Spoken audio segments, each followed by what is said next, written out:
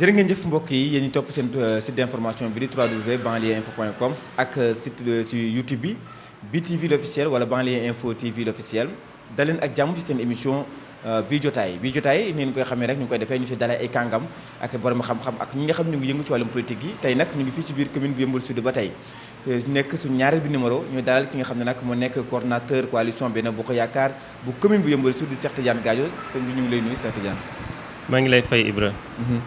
xam ngeen ko moom moo nekk coordonnateur communal bu Benno Bokk Yaakaar bu Yeumbeul Sud ñu nar a waxtaanee ay poñ yu bari yoo xam ne jëm na ci wàllum commune bi waaye itam li nga xam ne nag moo jëm ci wàllum actualité nationale ak mbëkk mi nga xam ne nag ñu ngi fii ndaw ñi di faatu ci géej gi ñu koy méttilu ñu wax ci li nga xam ne nag Cheikh Tidiane Gadio mbëkk mi na ko gisee ak li nga xam ne nag jugaan na ci jeunes yi. nuyu naa auditeurs ak téléspectateurs BTV. Féliciter leen encourager leen ci liggéey bi ngeen di def en tant que ay ndaw en fait exemple ngeen par rapport ak mbënd mi ak mbëkk mi situation bu métti la situation bu difficile la situation bu warul la laaj na conscientisation jeunesse bi laaj na ñu épauler jeunesse bi laaj na ñu won leen ay yoon laaj na ñu jàppale leen ci initiative yi ñuy jël comme seen bos bi je pense que loolu suñ ko defee mën nañ saafara situation boobu donc lu xaw a métti la lu métti la d'ailleurs pour toutes les populations sénégalaises et même pour toutes les populations du monde parce que c'est pas une affaire boo xam ne dafa yem ci Sénégal rek. Sénégal la et presque dans tous les pays de l'Afrique de l'Ouest et même dans certains pays asiatiques donc lu métti la ñu ñaan yàlla rek vraiment yàlla féetale ko ginnaaw.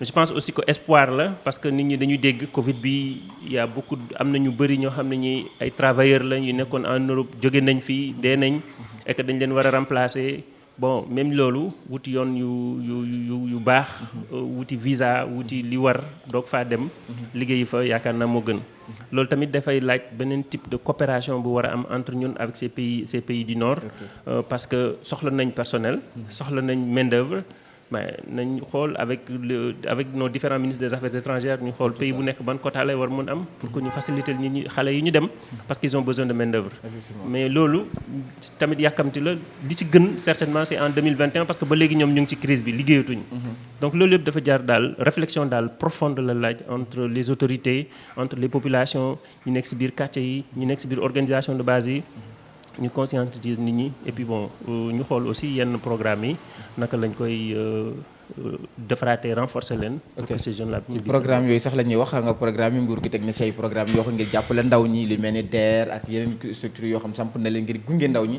mais est-ce que du programme yooyu ñoo am ak lajjite ci ñoom ak wala ñoo gisee seen doxalin. bon je ne mënuma wax lajj mais li ma gëm moo nekk dafa war a am une certaine harmonisation.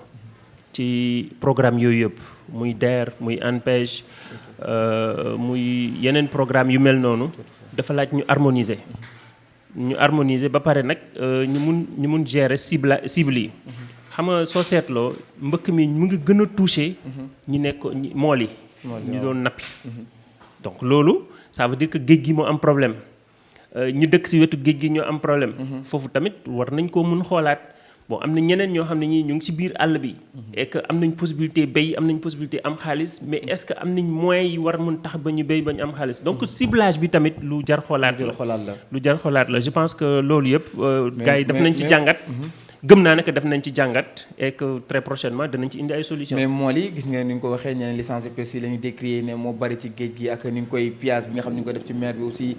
te yéen ñi nga xam ne yéen a jiite réew mi yéen a ko def aussi yéen a joxe licence de pêche yi aussi. jarul bon c'est un secteur bu ma maîtriser wul trop la. mais lu ma xam moo nekk su dee am na secteur boo xam ne bi. am na ay gàllankoor yu bees yoo xam ne gis nañ ko si.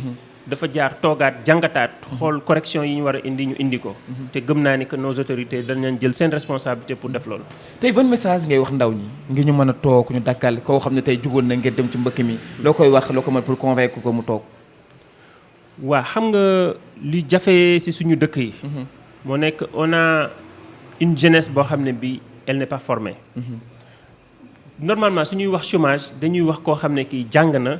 am na diplôme am na xam-xam walla am na métier te amul liggéey mais yu ci gën a bëri ci ñun koo ci ne liggéey ngi da lay ne xaw lan nga bëgg a liggéey da lay ne xaw ma ko donc je pense que formation professionnelle bi lañ war a fexe ñu jàppale nit ñi ñu je pense que loolu mooy rôle 3FPT donc yooyu yëpp lañ war a xoolaat donc jeunes yi d'abord nañu nangu ne xaalis du taw xaalis dafa am fu muy jóge xaalis dañ koy liggéey pour que nga mun liggéey am liggéey dafa laaj nga am métier donc c'est pas parce que dem naa à un certain âge jànguma école rek mënuma am métier formation professionnelle loolu lay njëriñ yaakaar naa loolu lañu war a donc man li may conseiller jeunes yi moom et c'est possible de réussir dans ce pays là l'essentiel que nga am gëm-gëm am gis-gis am ambition li des avec un peu d'effort ak accompagnement wu certaines structures war na mën ne ñooñu tamit structures yooyu tamit dañu war a gën a ubbeeku pour que ces jeunes là nag mun accéder au financement mun accéder à la formation professionnelle mun doon des jeunes employables c'est-à-dire ñoo xam ne ñi am nañ métier bu war mun tax ba ñu mun liggéey dans certaines entreprises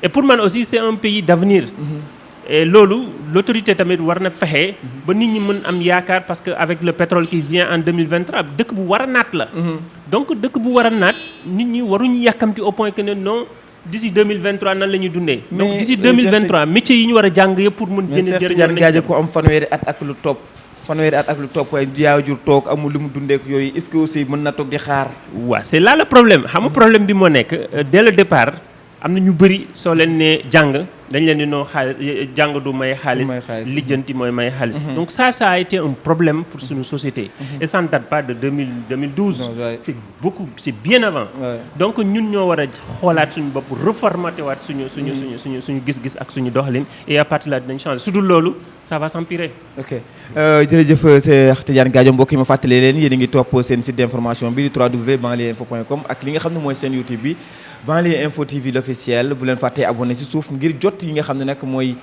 information yi nga xam ne ngi bàyyeekoo ci banlieue bi ak lu ko wër waaye nag ma fàttali leen ngeen topp émission bi dina am ay poñ am solo yoo xam ne dinañ ko développé ñu duggaat ci beneen koñ wax ki nga xam ne mooy langue politique yi ki nga xam ne mooy fare mu jiitu réew mi président de la République Macky Sall bi nga xam ne moo nekk seen njiit jël na defaraat nguur rek def mu naam benn mouvement élargi waaye neneen benn gouvernement politique la yow ñoo jàngatee remaniement bi coppite gi nga xam gis nañ ko ci gouvernement bi xam nga nguur lu difficile la benn jour président mos nañu wax je me rappelle c'était en 2012 mu ne ñëpp a ngi xëccu jëm nguur anecdote la certainement mu ne ñu mirage la c'est-à-dire que soo génnee motards yi topp le 20 wu gani ni affaire bi kat mais en réalité li nekk ci biir kaani la donc li nekk ci biir mooy yéene bi ngay am moo nekk gis-gis bi ngay am moo nekk philosophie de développement bi ngay am moo di yéene bi ngay am pour que sénégalais bu nekk gis boppam ci li ngay def te loolu lu jafe am la loolu noonu da ngay dem di defaraat ay temps nga tabb ku mel ni Cheikh Tidiane Gadio ba à un moment donné nga sentir na que essoufflé wu na il faut que nga wut leneen loo xam ne ni dina tax ba nit ñi gën amaat yaakaar je pense que c'est ce qu'il a fait en 2019 élire nañ ko faloon na gouvernement am na lu bëri loo xam ne jaar na ci diggante bi mbëkk bi et consort amoon nañ benn taux de croissance bu xawoon am solo ñu amoon yaakaar en 2021 dañu am taux de croissance bu ko gën a rëy malheureusement pandémie bi ñëw prévision yëpp yàqu ñu gis ne le sénégalais yëpp vraiment fexe nañ tant bien que mal jàppalante pour que ñun ñëpp d'une manière solidaire ñu jàpp si pour que mbëkk bi bañ ñoo xam mbëkk lañ koy waxee mbas mi bañ ñoo sonal trop et franchement il faut remercier tous les Sénégalais qu'ils soient de l'opposition comme du pouvoir parce que je pense que première initiative bi moom nekk mu recevoir ñëpp au palais mais fi ñu toll nii daa mel nekk Cheikh Tidiane Gadio mu nekk lay wi nga xam ne waaw non wàcc na mais am na ay conséquences conséquences yooyu du Sénégal rek c'est partout dans le monde c'est au niveau mondial donc ñun boo xam ne yaakaaroon nañu am taux de croissance de 7% on va se retrouver avec d'après le ministre de l'économie certainement de moins de 0,7%. xam nga déjà loolu dafa métti donc ça veut dire que xaalis dafay wàññeeku opportunité d'affaires day wàññeeku opportunité d'emploi dafay wàññeeku su amul stabilité su ku nekk dugalu ci loxoom pour que ñu jógaat dana xaw a métti revoir nañ le PAP 2 pour xool ndax taux de croissance bi dina yéegaat en 2020 mais loolu yëpp dafa laaj mu am ay nit ñu xarañ ay nit ñoo xam ne ñi bokk nañ ak moom philosophie ak nitu politique yoo xam ne danañ stabiliser la situation sociopolitique du pays. Cheikh Tidiane Gadio ci wàllum économie suñu gisee ni gouvernement boo xam ne dañ koo lal ci économie boo xam ne dañ koo lal ci ay recettes douanières su mu demee bay xayma ni am na benn douane bi Sénégal dina def recette journalière de 3 milliards fi ñu toll nii lépp 3 milliards mi ngi koy def par journalier est-ce que loolu aussi téye na koom-koom. moi je ne pense pas que ñu lal économie bi sur les recettes douanières. Sénégal foofu la basé non les recettes fiscales muy bu douane muy yeneen ak yeneen. yooyu c'est vraiment pour nous permettre que ñu am des ressources propres. yoo xam ne mën nañu mën permettre ñu def ay emprunt mën nañu mën permettre ñu financer yenn projet mën nañu mën permettre ñu am une sorte de garantie par rapport ak projet yi ñu mën def. donc soo xoolee quand on parle du PAP 2. bu war a coûter 14 milliards. du recette douanière du recette fiscale. donc ça veut dire que suñu économie dépendrul ci loolu. maintenant économie Sénégal forcément gis nga dans toutes les économies du monde. balaa ngay yaakaar leneen ci ginnaaw ci biti wala leneen feneen. il faut que d'abord yow say impôt. c'est-à-dire say recette fiscale. loolu ñu mun ko mobiliser ñun d'ailleurs on ne mobilise pas suffisamment nos recettes fiscales. bien sûr. nañ commencer rek par ñun ñu ne nañ commencer par ñun citoyen lambda. néew na kër gu fi fay impôt. te bëriwul ay 100 francs xaw ma 200 francs par mois. ñaata kër ñoo koy def. c'est-à-dire que on demande tout et ñu bëri ci ñun ils ne font pas ce qu'ils doivent faire. mais est-ce que yaakaar nga ni jël Idrissa Seck yóbbu ko. bu nekkoon mais benn structure boo xam ni da moom si boppam Dakar demee si woon ni day yekk xaalis moo ñu sax est-ce que loolu dina indi yëkkatiwaat koom-koom bi. bon tu sais am na ay questions yoo xam ne ni ñoom ñi ko def. waaye moom mi xalaat. wala moom mi recevoir da nangu position boobu noonu am na ci gis-gis am na ci pas-pas am na lu mu yaakaar ne mun na ko ci indi pour dimbali dëkk bi. je pense que amul benn structure bu bon l'important moo nekk conclusion structure bi. liggéey bi structure yooyu di génnee na fekk suñ ko defee ñun ñi ko war a exécuter wala ñi war a améliorer seen fonctionnement ñooñu dinañ ko jëriñoo. je pense que loolu surtout la génne ci gouvernement bi nag jàpp nga ne aussi ñooñu moom li ñuy wax. naan dañuy lorgner la li nga xam mooy siège président de la République moo tax ñu génne leen. moi je n'y crois pas ay ambition politique. man sama gis-gisu bopp la je n'y crois pas. xam nga man dama jàpp ne que bañ leen di par exemple nañ jël exemple Amadou Ba bañ koy nommé en 2013. il n'était pas membre de l'APR bokkul woon suñu parti. c'est en 2015 la dugg suñu parti. donc te bañ koy nommé. laajul ñu nommé ko waa ji dafa yaakaar le président de la République dafa yaakaar ne kii mën na ma dimbali fii mu dem jëli ko su dee à un moment ne jàpp na ni que position ba mu nekkoon dama ko war a delloo feneen jël keneen dugal foofu noonu mais y a pas de problème. Aly Ngouille Ndiaye idem. c'est un haut fonctionnaire c'est un cadre c'est quelqu'un qui fait de la politique mu am base. jàpp na ni à un moment donné mun na ko dimbali à un autre moment donné mun na jàpp na ni ko war na mun féete feneen. et puis il y a combien de cadres. combien de hauts cadres combien de grands patriotes combien de grands responsables politiques de ce pays là te ñu am envergure nekkuñ ci gouvernement bi. jërëjëf Cheikh Tidiane Gadio mbokk yi ma fàttali leen ba tey yéen a ngi suivre seen émission bi jotaay tey nag ñu ngi dalal ki nga xam ne nag mooy Cheikh Tidiane Gadio nekk coordonnateur Benno Bokk Yaakaar bu commune bu Yeumbeul Sud ñu dugg ci li nga xam ne nag mooy commune bi. ki nga xam ne nag mooy maire libéral moo fi nekk di Bara Gaye nekkoon ancien ministre nekkoon ci gouvernement Abdoulaye Wade tey mu ñëw jiite li nga xam ne mooy commune bi ngeen gagné ko atum 2014 noo gisee li nga xam ne nag moom mooy njiit bi mu ko xam moom la yore commune bi Yeumbeul Sud. waaw je pense que le bilan jot na. je pense que à partir de 2021. fu mu toll nii mayoon nañ ko lépp li ñu ko waroon may. à titre personnel. musuma jéem a wax ci gestion bi. parce que le moment est venu. maintenant ñu wax ci gestion bi. ñu wax li am en termes de recettes. ñu wax li am en termes de réalisation. man j'ai eu la chance d'avoir été conseiller en 2001. xamoon lan la Moussa Ndiaye maire de Yeumbeul Sud doon am en termes de recettes réelles. j'ai eu la chance bokk ci conseil municipal de 2009 à 2014 xamoon lan la Youssou Diop bi fi nekkoon doon am en termes de recettes. je sais aussi. parce que pour avoir été acteur ci biir acte 3 de la décentralisation xam naa lan la mairie Yeumbeul Sud di am en termes de recettes te daanu ko woon am avant. donc maintenant sooy def comparaison da ngay def comparaison ci am yi. ba pare nag xool ci jëfin bi qu'est-ce que cela a donné. je pense que danañ am yi nga yaatal ñu tuuti. non def na 6 ans. am na en moyenne par an. presque 400 millions par an. 400 millions multiplié par 6. budget wala loo xam ne 400 millions yu disponible waxuma budget de recette la. recette. 400 waxuma millions budget. recette laa wax. recette seeti leen le budget de Yeumbeul Sud ren ñaata la. recette laa wax il a au moins en moyenne 400 millions par an 400 millions multiplié par 6 ça fait 2 milliards 400. ñu jaar ñëpp pendant les 18 ans. lépp soo ko dajalee en termes de recette c'est 1 milliard 8 pendant 18 ans. ça veut dire que daa mel ni triplé wu na. waaw ça c'est l'acte 3 de la décentralisation parce que boobu on était sous tutelle. lu bëri woon ci recette bi ville de Pikine la doon dem alors que léegi ville de Pikine dooleem ak recette am dafa wàññeeku. maintenant les communes ñoom ñu am l'essentiel des recettes. xam nga loolu wax naa ko. maintenant danañ dem ci 2 milliards 400 yi en 6 ans nan lañ ko utiliser. concrètement lan la Yeumbeul Sud gis ci 2 milliards 400 yooyu. mais nag li nga xam ne mooy commune bi Yeumbeul Sud askan wi ñu ngi koy wax neneen ñu ngi sant ba maire bi parce que am na ay réalisation yoo xam ne mën na cee dut baaraam ni moo ko fi def. duma inauguré sax ay duma gis nga lu gën a graaw chez nous les hommes politiques ñu bëri si ñun day ay nihiliste lañ. je serai pas nihiliste. mais man damay comparer. Entre 2 milliards 400 en 6 ans ak 1 milliard 800 en 18 ans.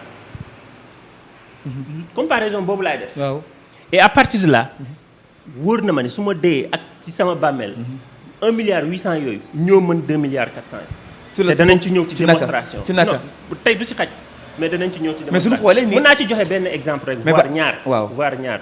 tey mu ngi bàkkoo collège. waaw collège mu ngi koy bàkkoo. il a eu 2 milliards 400 pour un budget de 93 millions. 93 millions moom moo tabax collège bi. Moussa Ndiaye qui avait 60 millions de recettes moom moo tabax école Madi Ndiaye.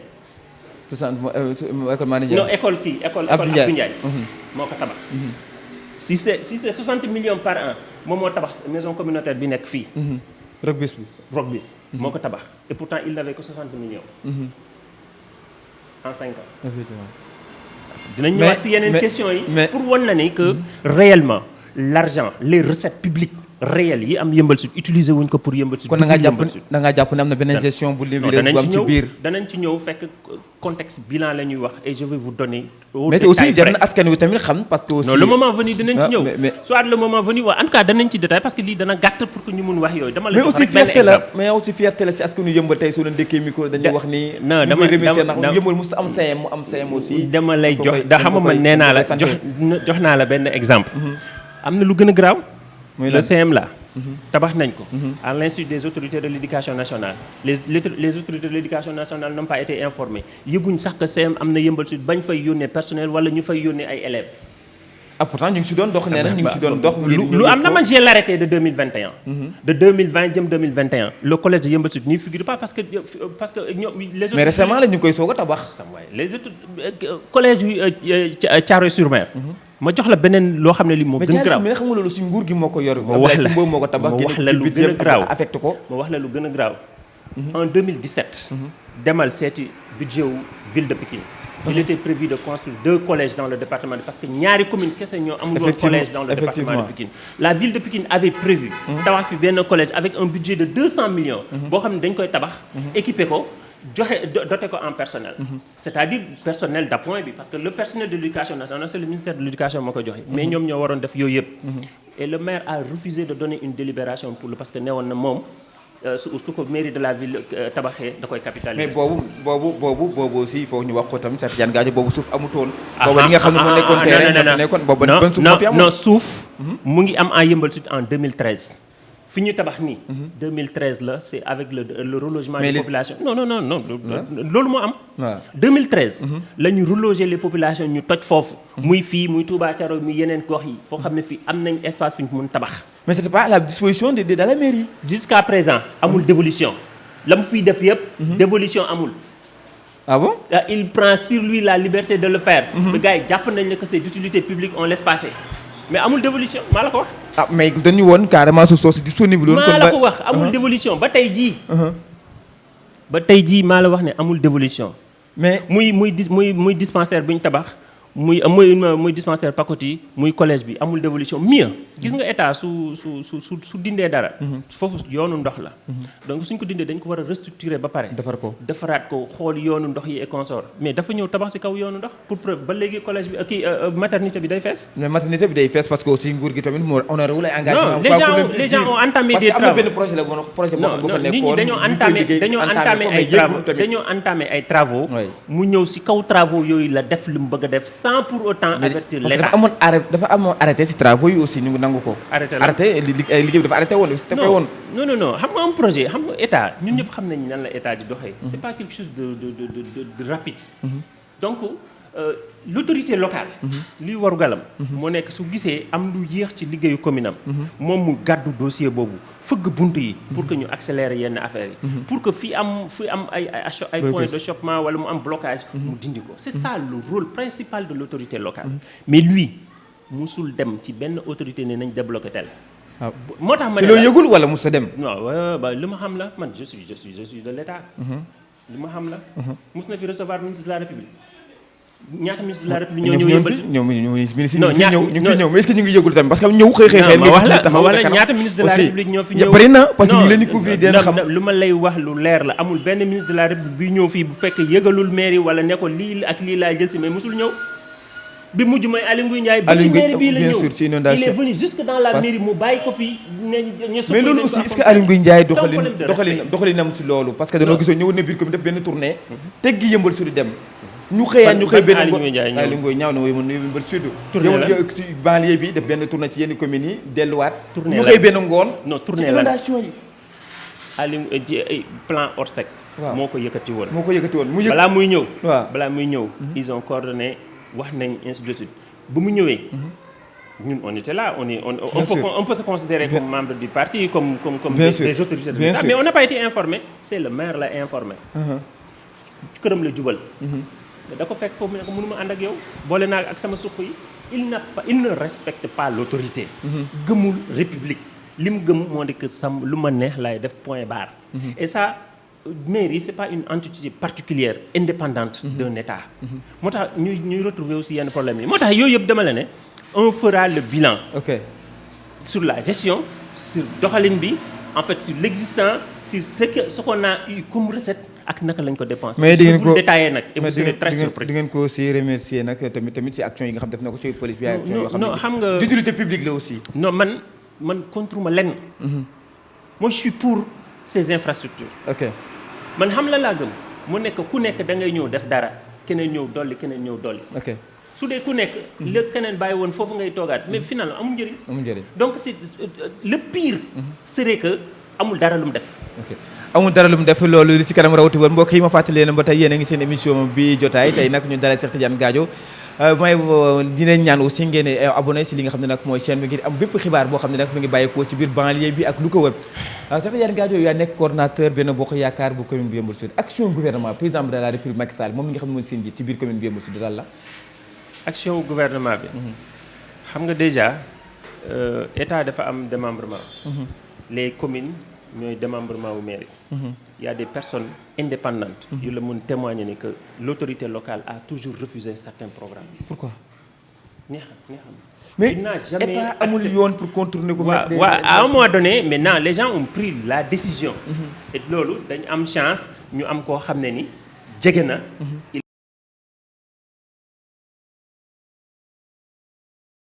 c'est vrai qu'il représente les populations mais il n'est pas les populations su defee lu mu war l'État a la possibilité de le contourner def li ko war loolu moo indi cette route là route ban mooy yoonu Thierno Ndiaye bi Thierno Ndiaye ba léegi suuf la Inch'Allah ça va démarrer très bientôt quand est-ce en principe d'ici le 15 novembre en tout cas mi-novembre dina démarrer ak yan réalisation ngeen fa naa envisager def aussi wala comme nga xam naa ne mën naa du yomb ngeen joxoon ñu Abdou Macky Sall li mu fi def foofu je serai à l'aise xam nga li mu fi defoon du yomb ngeen joxoon ko may xanaa dans l'avenir xam nga lu tax je serai à l'aise sur le plan infrastructure amul lenn loo war a def sans pour autant passer par la collectivité parce que moom moo war a définir certaines priorités de la commune si cette autorité là refuse de définir ces priorités là nooy def mais yéen en tant que ay léegi fa lañ jëm fa la jëmal xam nga il a refusé de définir certaines priorités ñu on a pris nos responsabilités vraiment grâce à l'appui du ministre Hott on a fait les 17 axes jàpp nañ ni que foofu dafa war a am tali carreau parce que les autres communes en ont eu avec le Promoville avec d'autres programmes et consorts ñun on en a jamais eu on l'a fait c'est validé c'est accordé par le président de la République ça va démarrer en 2021 donc au moins ñun suñu contribution la kon seen contribution la ngeen defar li nga xam ne mooy télé farba bi en termes d'infrastructure defuñ ko pour moom on l'a fait pour nous-mêmes parce que ñun ñoo ci jaar on a fait pour les populations de Yeumbeul Sud parce que ñun dañ ne en 2012 en 2019 dañoo falaat Macky Sall donc Macky Sall au moins même kii su def le tout pour bloquer lépp ñun on doit trouver d'autres astuces pour mun ko contourner et ce sera fait Inch'Allah ñu wax ci li nga xam ne nag mooy ci politique bi naka ngeen di def naka ngeen fas yéene organiser wu ndax nekk na mbër moo xam ne yaakaar naa ne du yomba daan ci biir commune bi yéen en tant que coalition Benno Bokk Yaakaar war a bokk APR sa laay wax naka ngeen def ngir daan ko bon moi j'ai l'habitude de dire que gis nga politique ku nekk dafa am ay pexeem moom dafa am ay pexem. waruñu sukkandiku ci ay pexem pour ñun lal suñuy pexe. man sama gis-gis la. je cherche jamais à savoir ce que les autres font. je cherche jamais à savoir ñeneen ñi nan la ñuy doxee nan la ñu kiyee. man sama problème mooy lan mu nekk man naka laay organiser wu. pour mën réussir à une échéance qui est proche. nu ñu jëmee ci élection yi du leneen lu dul unité solidarité du leneen lu dul le bennoo. du leneen lu dul le parti dans son ensemble ñun ñëpp ñu bokk ànd. ñëpp xam nañ ne que tey jii si on était à la tête de cette collectivité. retard bi ñu am nii. danañ ko doon dépasser. mais su ñu xoolee Cheikh Tidiane Gadio APR wala coalition Benno Bokk Yaakaar sa laay wax unité bi ngay wax. nekk na lu leen të lu leen jafe lool naka ngeen def ren ngir réussir. waaw c'est le Sénégal qui est comme ça. tous les partis politiques sont comme ça. même ñoom ñi ngay wax nii. ils ne sont pas unis. mais am nañ benn candidat PDS non attends duñ benn yeggaguñ ci élection yi ba ngay wax ne am nañ benn candidat. yeggaguñ ci élection yi. mais 2014 APR mi ngi fi woon. non bul wax loolu. 2014. APR mi ngi fi woon te doon tasaaroo. xaaral 2014 ce qui s'est passé c'est autre chose nekkatuñ 2014 réalité wu 2020 la xaw ma 2021 en tout cas daal réalité prochaine élection. ren 2020 benn candidat lay doon. mon intime conviction est l'APR et le Benno sera uni benn candidat la. sama intime conviction y a des hauts responsables yoo xam ñu ngi ci biir commune bi. tey di ñàkk ñu imposer seen candidature. c'est normal que nit buy def politique. am ambition am gis-gis. bëgg a jiite pour indi contribution par rapport ak développement wu dëkk bi. mais li am solo moo nekk ñu xam ne que ce ne sera pas une affaire de personne ce sera une affaire d'équipe. et on aura une équipe. qui va gagner qui va gérer qui va réussir. qui va diriger l'équipe. je ne saurais le dire parce que je ne suis pas celui qui tey mën na décider que tel mooy jiitu tel moo ci topp. je ne le dirai pas pourquoi parce que àndu nawle la àndu nawle ni dañuy waxtaan ba am consensus sur quelque chose ñu ne doxalin bii moo gën ci ñun ñu def ko. am na ñoo xam ne nee na Amadou Hott moo ñëw ngir jël maire yi parce que moo si nekk na candidat boo xam ne ko fi indi Podor la dëkk ñu jëlee ko fi indi ko yëmbal. Amadou Hott musul def dara Podor. département de Podor. ku ne si ñun nag am na fu mu cosaanoo. xam nga su dee dañuy seet nit ñi fu ñu cosaanoo ñu ne foofu la ñu milité. vraiment suñ njumte la. Khalifa Sall cosaanowul Dakar. Louga. il a été maire de Dakar. lu tax ne wuñ ne que candidat wu Louga la. Macky Sall cosaanowul Fatick. lu tax on n'a pas dit que candidat wu kii Matam la. ainsi de suite Amadou Hott est né à Dakar fii. mais dafay ñëw xaaral Amadou Hott est né ici. Amadou Hott a grandi ici. Amadou Hott fii la jàngee. fii la amee bac kër papam nekk délégué de quartier dans la commune. ba décédé. këram nekk fii lu tax ñu bu ko fi génnee di ko yóbbu Podor. mais dañoo gisoon ni bëri élection yi di am mu ngi fi woon nekk milité wu. il n'était pas là parce que. mais ni ñu koy xëy rek gis ko mu ñëw ci biir commune. non il n'était pas là. parce que nekku fi woon. ok Amadou Hott mu ngi ñëw en 2012 nekk conseil spécial du président di gérer ay yeneen affaire di conseiller président sur le plan financier. à un moment donné ñu nommé ko directeur général FONSIS. c'est un poste éminemment technique. mu jóge foofu dem BAD. kooku naka lay politiquer. cela n'empêche nag de 2014 et man témoin là de toutes les étapes. amul benn yoon bu loxoom génn ci ñun. affaire boo xam ne bi en terme de soutien en terme d'appui en terme d'organisation. bu mujj rek suñu dernière audience bi ñu am en 2018 avec le président mais moom moo ko lijjanti. te jàpp nga ne aussi dina am benn jéego bu am solo boo xam dina ko yokk ci équipe bi. équipe politique bi fii man dama jàpp ne que Amadou Hott chance su Yeumbeul Sud la ni Cheikh Tidiane Gadio nekkee woon chance pour ñun ñu raté ko ñun à Gadio bi fa ma cosaanoo ñu raté ko noonu la Amadou Hott nekkee chance su Yeumbeul Sud su ko Yeumbeul Sud raté d'ici 50 ans dootuñu ko amaat. ah bon c'est mon avis. waaw kon ba tey ñu wax ci li nga xam ne moo jëm ci c'est mon avis nag ça n'engage que man mais loolu laa gëm. mais pare ngeen ko aussi pour accompagner ko moom bu bëggoon. non man mairie bi waaw man à titre personnel je crois en lui dama ko gëm. wóolu ko yaakaar ko. noo leen def tey noo leen di def ngir jox ko askan wi. lu mu soxla ci man. Amadou Hott lu mu soxla ci man je le lui donne. noonu leen def nga ngir jox ko askan wi gis naa yéen a ngi def ay am manifestation mais ngir jox askan wi askan mën a xam kat Amadou Hott seen doom la da nga ko war a tey jaan ndax moom. ci biir commune bi xam nga c'est quelqu'un qui a de l'avenir. dimension ëpp na Yeumbeul Sud. mais nee na balaa may defal fenn balaa kenn di sentir ne que j'existe que je peux faire quelque chose d'abord Yeumbeul Sud. fa ma dëkk fa ma cosaanoo. démb lañ ci mujj waxtaan mu ne moderniser Yeumbeul Sud c'est 2 ans ñu def une merveille dans ñu defaat cette commune là une merveille. parce que man am naa ci exemple j'ai été à Santa Lucia une commune qui était comme Yeumbeul Sud en 10 ans mu raw Espagne yëpp. ok donc c'est possible. c'est bien possible mais c'est bien possible kon ni nga ko waxee ba tey ñu wax ci li nga xam ne moo jëm ci wàllum Amadou Hott ak est-ce que nga yaakaar nga maire bi di ko fànq du ko indil ay jafe-jafe. non xam nga maire bi politique lay def. il a le droit. am génne ay pexe. sànni ko ay missile ni muy sànde waa après ay missile ni muy sànde ak ñeneen ak missile. il a le droit parce que politique lay def. mais ñun on est là pour def en sorte que population bi consciente. xam lan mooy seen njëriñ fan lañ jëm lan moo leen di amal njëriñ ëllëg. loolu moo si am solo parce que politique kat su dee taxul nga développé su dee taxul nga jëm kanam. jaru ko. muy def dara ci ndaw ñi mu ngi leen accompagner aussi. yan action la mën a wax ni Amadou Hott mi ngi accompagner ndax comme moo yor gafaka réew mi aussi mën naa jàppale ndaw ñi ci wàllum projet ci wàllum réalisation ngir ak soutenir leen aussi. on est en train de travailler sur un projet. yoo xam ne ni du mairie. du mairie du leneen ñu ngi ci liggéey. benn bi moo nekk déjà këram bu mu transformé en centre. oui c'est bien. boo xam ne nii. c'est juste pour donner ça à la population à la jeunesse de Yeumbeul Sud. et aux femmes de Yeumbeul Sud. et sur fonds propres la moom ak ay xaritam. ça n'a rien à voir avec l'État. équipement yeeg lañ ca nar a def les personnes ressources yi ñaar a ñëw ñëpp c'est des amis te uniquement pour jàppale ci population Yeumbeul Sud. uniquement ne serait-ce que loolu c'est une première action te kenn defagu ko nag dans le département de Pikine.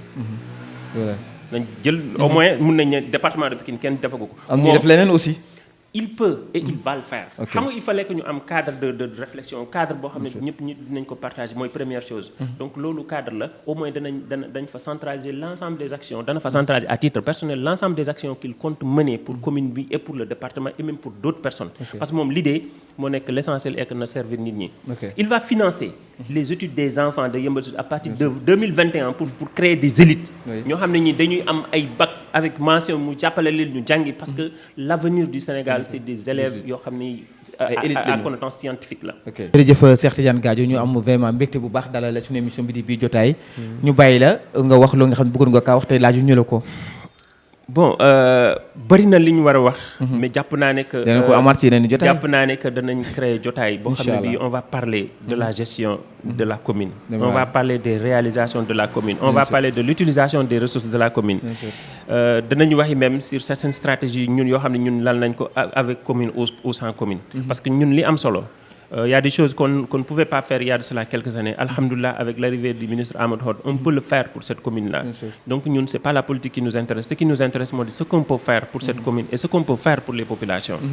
Et je tiens aussi à réaffirmer mon amitié, ma loyauté envers Amadou Hott, mon amitié et ma loyauté envers tous les responsables de l'APR, mon amitié et ma loyauté envers tous les responsables de Benno Bokk Yaakaar. Et dire aux populations de Yeumbeul Sud, su dee dafa laaj ñu dee pour njëriñ leen. danañ ko def parce que munoo am lu gën sa kër parce que suñu kër ñoo fi nekk. munoo am lu gën sa doom suñuy doom ñoo fi nekk. munoo am lu gën sa waajur suñuy waajur ñoo fi nekk. munoo am lu gën sa dëkkandoo suñu dëkkandoo ñoo fi nekk. dëkkandoo mooy mbokk. te commune bi suñ ko cité en référence ñun ñoo ci am ndam. suñ ko cité ci bi yeneen i anam yoo xam ne du noonu ñun ñoo ci sëgg. te ku ne si ñun day ndamoo ni Yeumbeul Sud laa dëkk donc on va se battre pour cette commune te Inch'Allah on arrivera à hisser cette commune au sommet de ce pays. jërëjëf Cheikh Tidiane Gadio loolu maa la koy seedal parce que aussi nekk nga xam ko disponible nga ba saa yi la wooyee heure bu nekk suñu la wooyee da ngay décrocher téléphone waxtaan ak ñun dalal ñu te it di nga mën a si lu ñu soxla yi nga xam ne ñu ngi ciy nekk da nga def te kéemtalaay kattan ba loolu mën a faju loolu aussi dañ la koy remercier di la seedal ñu aussi ci biir commune Yeumbeul Sud am na ñoo xam ne ku njege sa askan nga te yaa ngi ci yëngu donte la nag amoon ndombal tànk yoo xam ne yu bëri la ngir mën leen a taxaw loolu aussi dañ la koy remercier bu baax a baax ak sa disponibilité ndax lii yombul nga jël sa temps joxuñu ko ñu waxtaan ak askan wi loolu aussi ñu lay remercier bu baax a baax waaye yéen tamit askan wi maa ngi leen di remercier bu baax a baax si jotaay bi nga xam ne nag doon nañ ko topp mu nekk seen émission bi jotaay di leen dox dig daje ba beneen incha allah jërëjëf